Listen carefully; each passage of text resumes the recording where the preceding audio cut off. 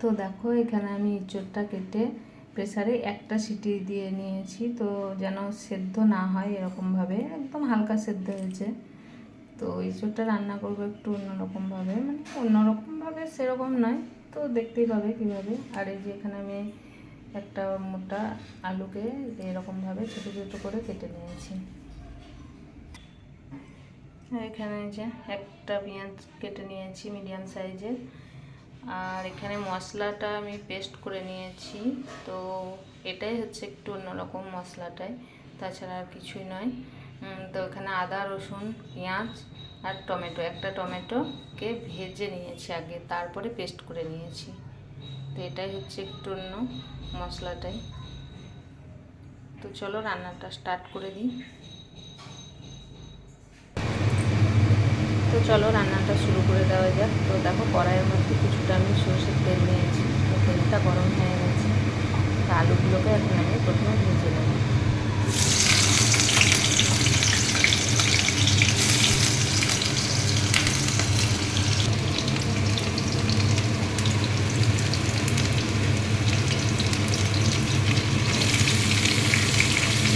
তেলের মধ্যে এবার আমি পেঁয়াজগুলোকে দিয়ে একটু ভেজে নেব। ভেজে নেওয়ার পরে দিয়ে রেখে মশলাটা করে নেব।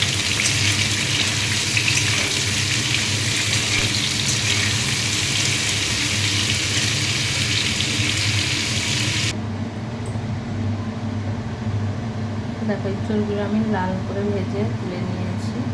আর এখানে আমি মশলাটার মধ্যে লঙ্কা গুঁড়ো, জিরের গুঁড়ো, হলুদ, নুন সব কিছু মিশিয়ে নিয়েছি। আর এখানে নিয়েছি টক দই।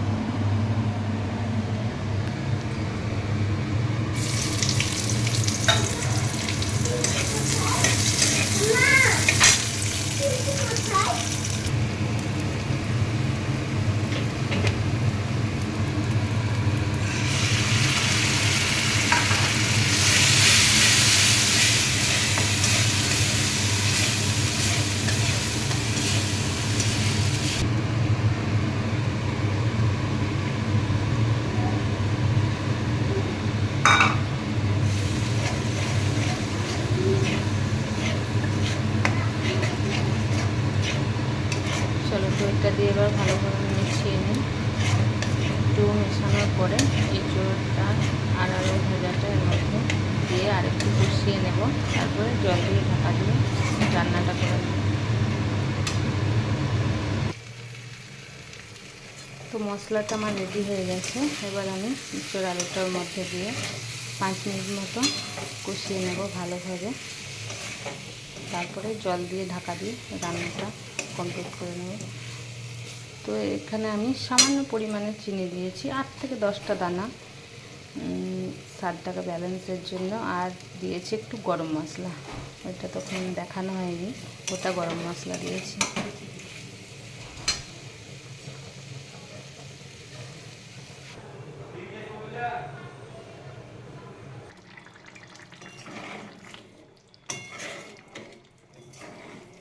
তো দেখো রান্নাটা আমার কমপ্লিট হয়ে গেছে। তো এই দেখো ইঁচড়টা সেদ্ধ হয়ে গেছে, তো এটা আমি আমার নিজের মতো করে করেছি। আমি কারোর দেখে বা কোনো রকম মানে ইউটিউব না দেখে, এটা আমি আমার নিজের মতো ব্যক্তিগতভাবে করেছি রান্নাটা। তো কেমন লেগেছে অবশ্যই কমেন্টে জানিয়ে দিও।